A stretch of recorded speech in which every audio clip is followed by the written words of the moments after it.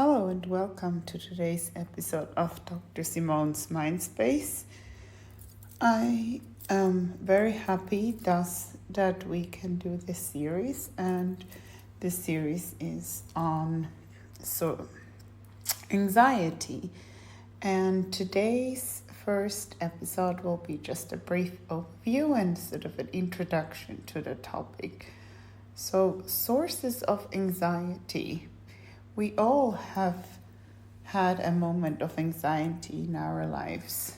I'm sure you can recall one or the other episode that you felt anxious in your life, and yet living with it on a regular basis, even a daily basis, is a different story. In this podcast series, I'll discuss different types of anxiety, analyze the origin of anxiety in different life stages, and concepts to work with in order to reduce anxiety peaks.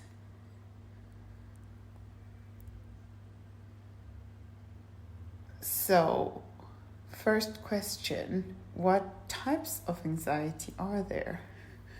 There's a long list of different types of anxiety, and they also change at times when the International Classification of Disease, or the American DSM, has changes in its concept. So there are generalized anxiety, as most of you are probably familiar with.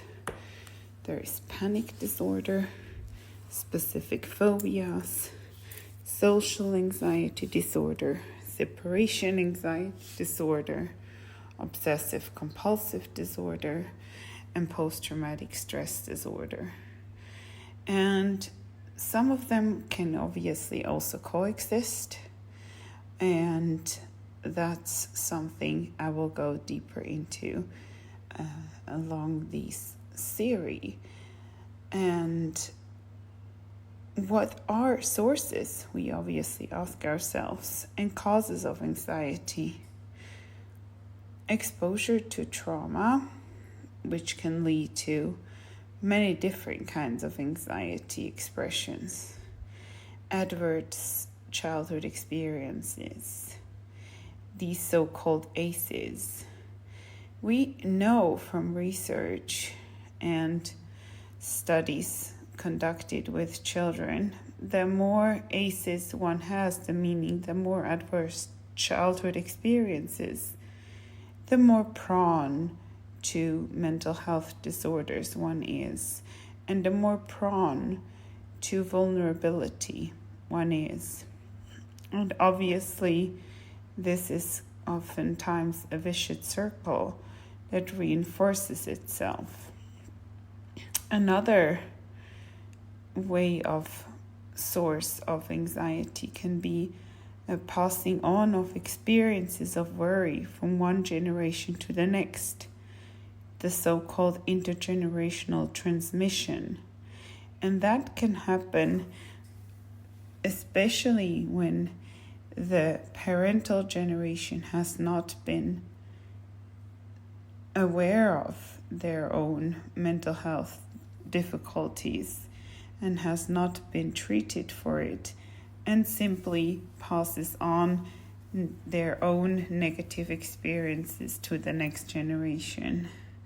There's a very famous book by Selma Freiberg called The Ghost in the Nursery, and that describes, among other things, also the unconscious passing on of negative, adverse childhood and family experiences. There is also something positive to say. There is also angels in the nursery, which means that we can obviously also pass on positive experiences from one generation to the other that can then heal and bridge gaps, build bridges, and not build gaps, build bridges among difficulties in certain situations so that we can cope with a challenge better than maybe our parents have done, because they've learned how to cope with the situation and then pass on this good experience and learning to the next generation. Another aspect is obviously also the genetic predisposition and vulnerability. And depending on the nurture we get, the social environment, the exposures, the life experiences we have, that can be positively or negatively impacted and escalated. I think all of us recall the pandemic of COVID-19 very well, and that has obviously been a stark source of anxiety to a degree where it can also have led to many more severe anxiety disorders such as PTSD or panic, and also phobias that have developed throughout this, as well as social anxiety and separation anxiety for people that have, especially parents and children that have been apart. So that's just to give you a little bit of a hint of an example of what we'll be discussing in this series. So I will also invite some experts among myself, and also influence this podcast with the latest research. So thanks a lot for listening, and I wish you a wonderful evening. And please do not hesitate to reach out if you have any questions or feedback. Thank you very much, and take good care.